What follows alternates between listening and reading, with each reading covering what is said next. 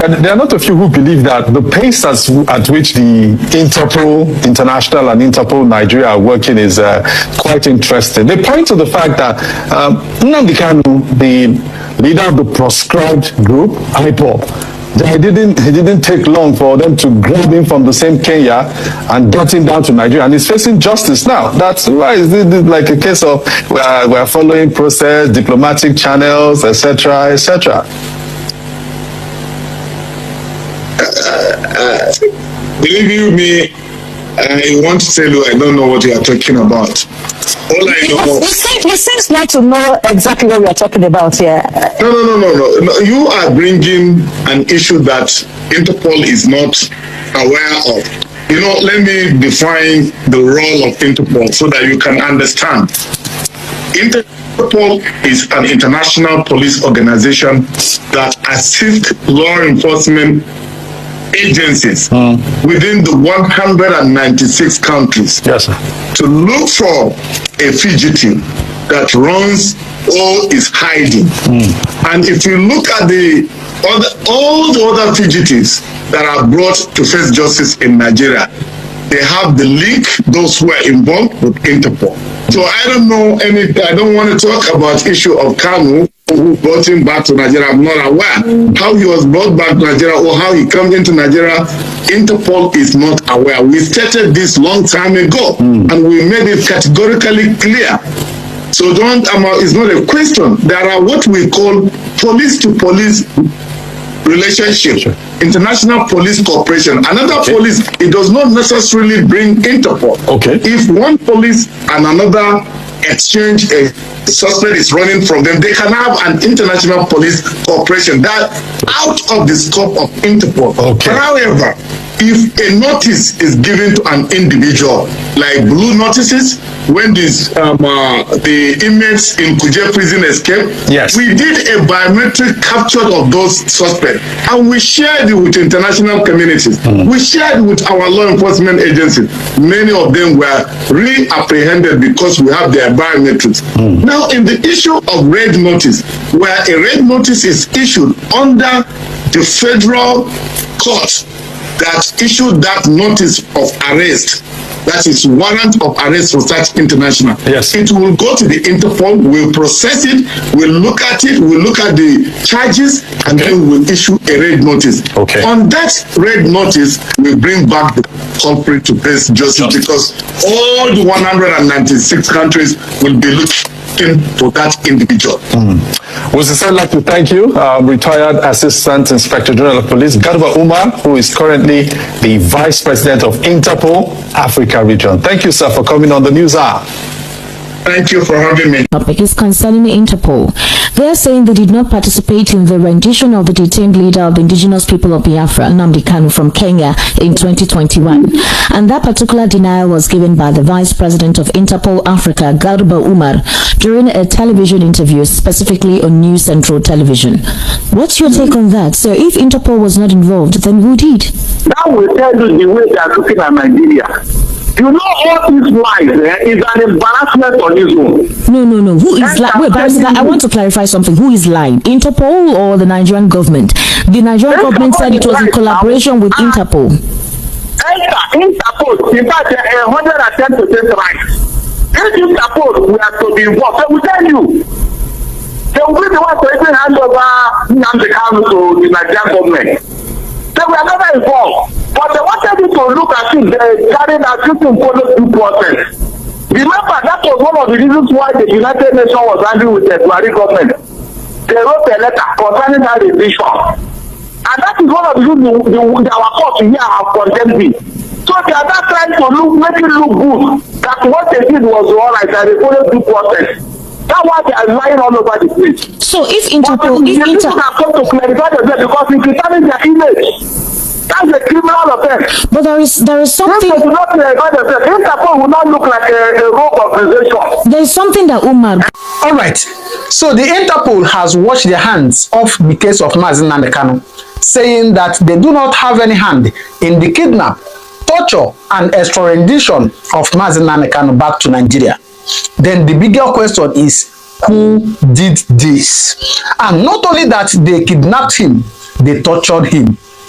Oh yes, in fact, the news we got was that Mazi Nnamdi Kanu has some marks on his body, meaning that they tortured him. You wonder how I got the information? Please watch this video. If you describe to us when you see Nnamdi Kanu, how he be, wetin be his in state of mind? Well, his state of mind wasn't as sound as it should be. You know, if you listen to his broadcast, you would know that he's a historian. But when I was talking with him, he had trouble recalling the actual date he was abducted. It surprised me. So to jog his memory, I asked him how many nights he spent in Abuja before he was brought to court. He told me 2 nights. So he was brought to court on Tuesday, the 29th June. So we figured he must have been brought into the country on Sunday, the 27th. So when I mentioned that date, he said, sure, that's the date. But I took particular note of that. I also noticed that he had a visible injury on his right wrist. I asked him what it was. He said it was where they had chained him, put the chain on him, and chained him to the concrete floor in Nairobi, Kenya. And he has disappearing injury on the left wrist and an injury right here at the nape of the neck. He appears like somebody who has been mentally traumatized. You know, so he's unwilling to talk about one or two things until you prompt him. Like when I prompted him about the date, that's the conclusion I drew. How many nights he spent in Abuja. Afraid. No, he's not. He's traumatized. Have you seen that? Now, the second question we may ask is this. Of course, we know that Mazi Nnamdi Kanu is a British. Yes. Why is it that since the arrest of Mazi Nnamdi Kanu, and in case you don't know, Mazi Nnamdi Kanu was kidnapped. I call it a kidnap because totally it is a kidnap. He was kidnapped on the 27th day of June, 2021. Yes, this is 4 years plus now. Since then, Nigeria has just been messing up with him in court and so on and so forth. The British government, has not said anything in his case. And there is a law that says that anywhere in the country that a British is being held, that the British has the right to interfere. Oh yes, but in the case of Mazi Nnamdi Kanu, who is also a British, the British has not said anything about his case. Then the question is why? I'll show you the answer in the next video you are going to watch, because I tell you that things are really happening, but you know, they are covering up to hide some things from us. So at this point, that is why I always tell you that you don't need somebody to tell you this is what is happening. You need to know it yourself. And that is why on this channel, anything I tell you, I show you the video to tell you that this is how it is happening. It is real. All you need to do is just to subscribe to this channel, because on this channel I get you information of everything that is happening in Biafra land, in Oduduwa Republic, in Nigeria, and outside Nigeria as a whole. So all you need to do is just to subscribe. Now please take a little time and watch this video. Then after watching it, maybe you understand the reason why this case is staying this long, and then you drop your comment on the comment section what you think about it, please. Nobody is asking how Nnamdi Kanu was brought into Nigeria from Kenya. In fact, everybody has stopped asking. But that's a question that we should ask. Nnamdi Kanu is a British citizen. The British were also part of this whole thing, because it will never have succeeded without British support. The DSS has come out to say that they are not the ones that did it. The witness during Nnamdi Kanu's court case said that he was from airport. He received Nnamdi Kanu and took him straight to the DSS dungeon. Then you ask, who exactly carried out that mission? The British agency and Nigeria agency collaborated to pin Nnamdi Kanu down. That goes on to show you the reasons why there has been no effort by the British to support Nnamdi Kanu and make sure that his stay in DSS comes to an end and in fact gets his freedom. I'm saying this because the British have a mandate to protect their citizens who are facing trials in foreign countries.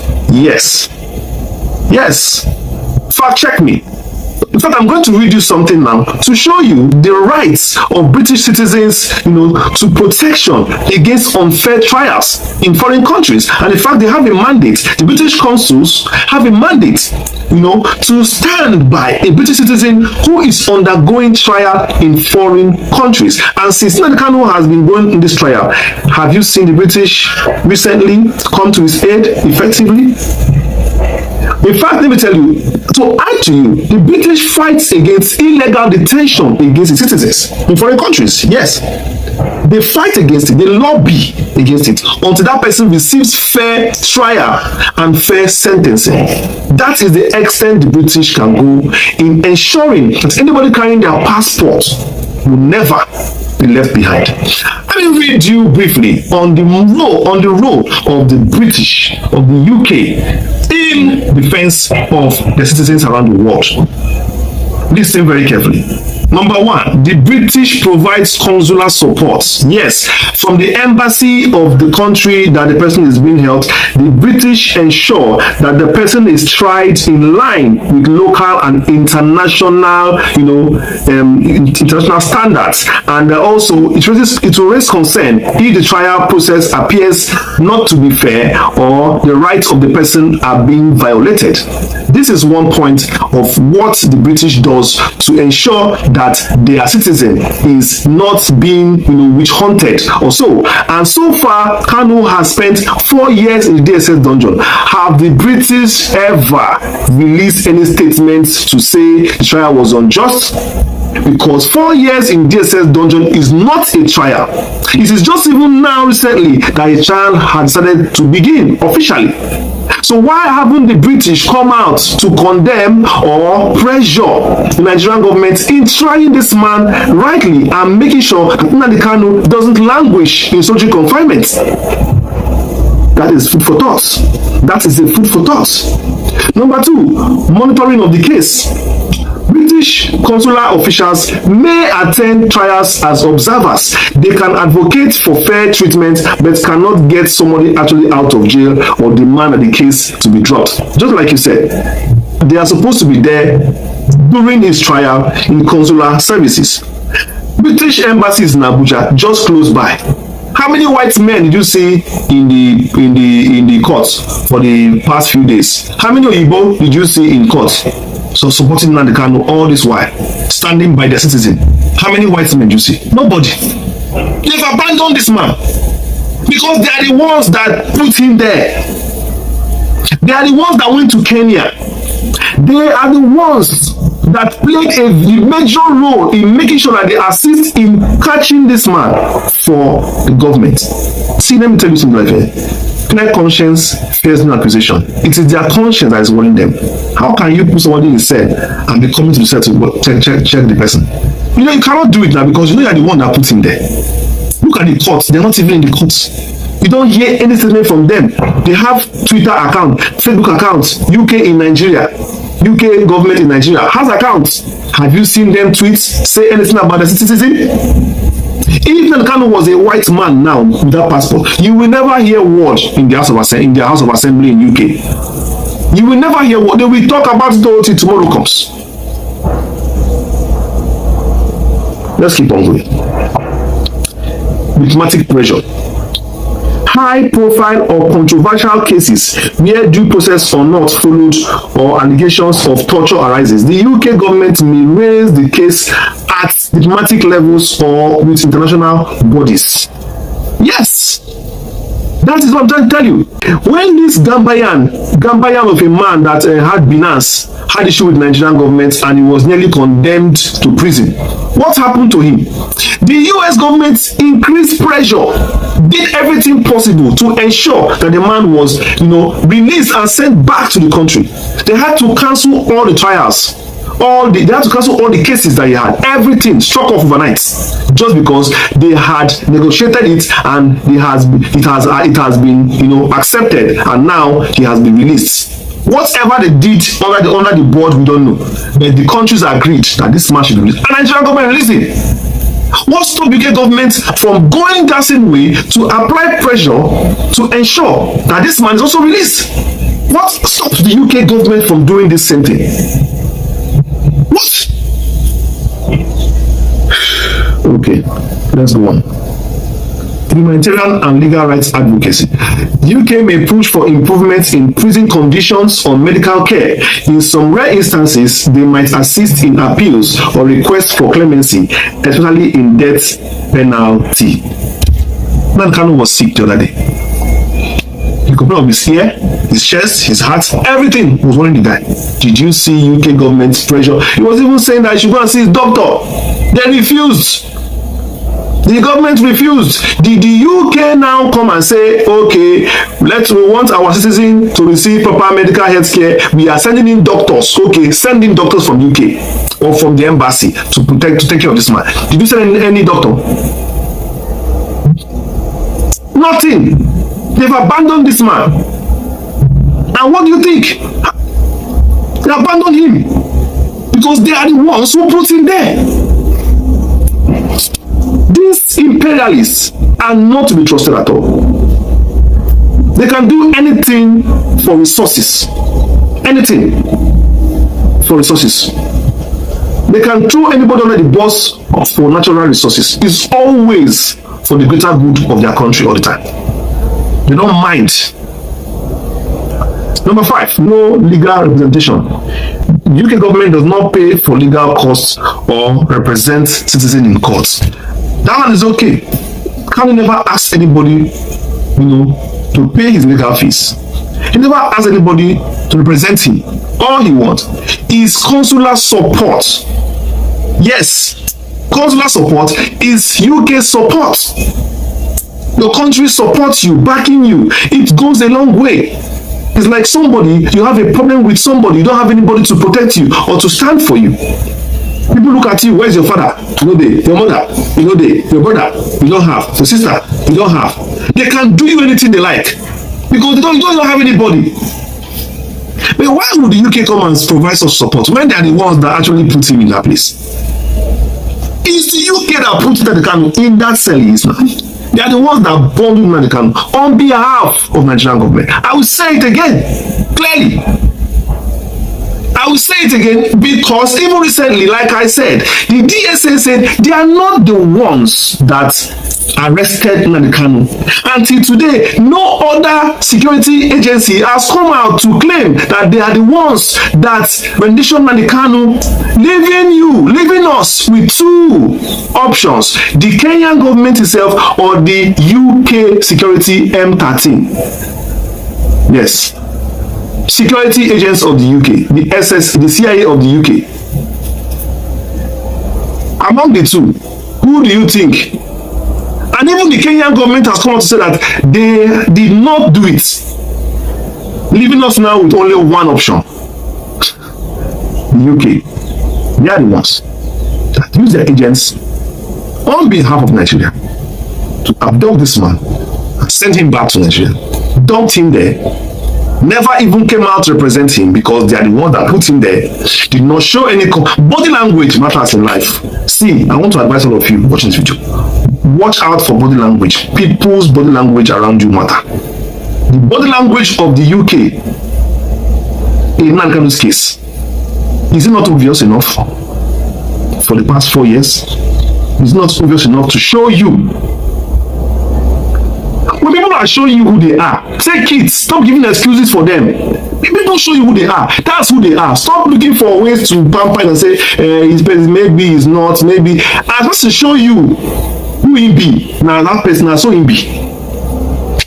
Take it for your own sake. The UK have shown who they are with this abduction of Nigeria. They have shown, even if you didn't believe before, but for the fact that for the past 4 years, they have never come out to show any form of support. Because if they had shown support, Nnamdi Kanu would not be in the DSA dungeon for 4 years doing nothing. Rolling up and down the walls of the room there, from one end to one end to one end to one end, from one book to one book, if he even allowed to read any book safe. Lying down, facing the sun, bending down, facing the ground. They will never allow the citizen to be in the cell for more than a few days without trial. And the UK is saying it. And his passport is just there. And they allow it. What does it tell you? The witch cried in the night. And the child died in the morning. Not the coincidence. No country can set any man free. No group, only God can grant a man freedom. And once God decides to grant any man freedom, everybody will start working in favor of that man, and everything will start turning around to favor him. I declare today that everything starts working in favor of Nnamdi Kanu to secure his release. Everybody around him, those people who have rejected him, those people who incarcerated him, will from today start working to secure his release.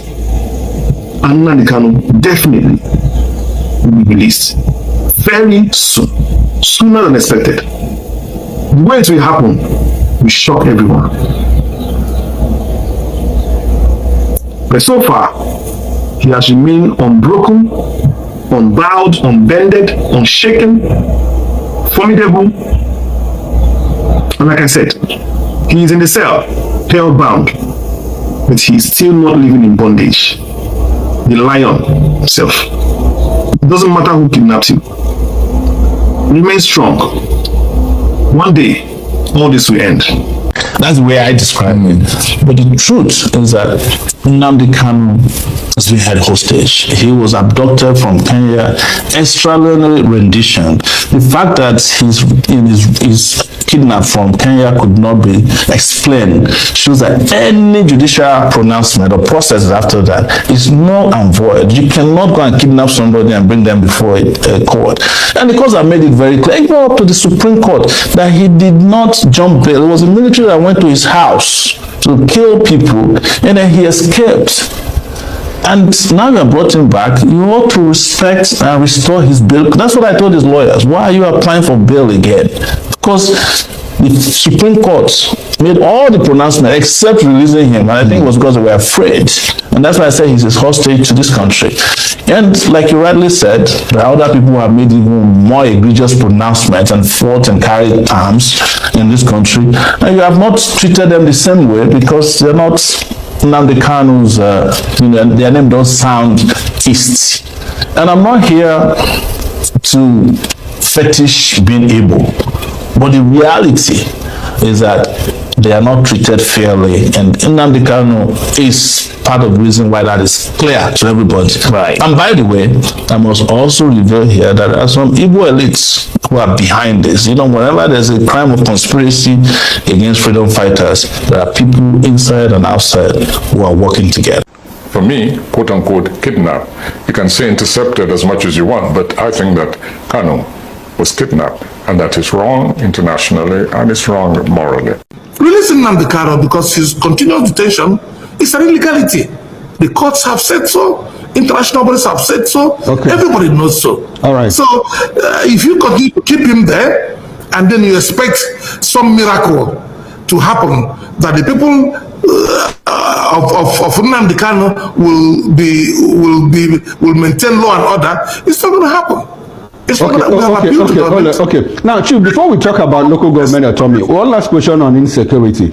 Do you approve of Nnamdi Kanu and IPOB's method in the process for agitation, for self-determination? No, I don't approve of it. I don't approve of any form of violence. I don't approve of any form of separation. I don't approve of it. But as to what they are doing is legitimate, of course it's legitimate. But I don't approve of it. I would prefer for us to live in one country. I prefer a situation where we have one Nigeria. The more, the merrier. But let there be fairness. Let there be equity in that arrangement. Where the equity is lacking, certainly people must agitate to live an unjust marriage. All right. So, what do you make of it? Wahala. Drop your comment in the comment section. I will see you in my next video. Thank you very much, and may God continue to bless you.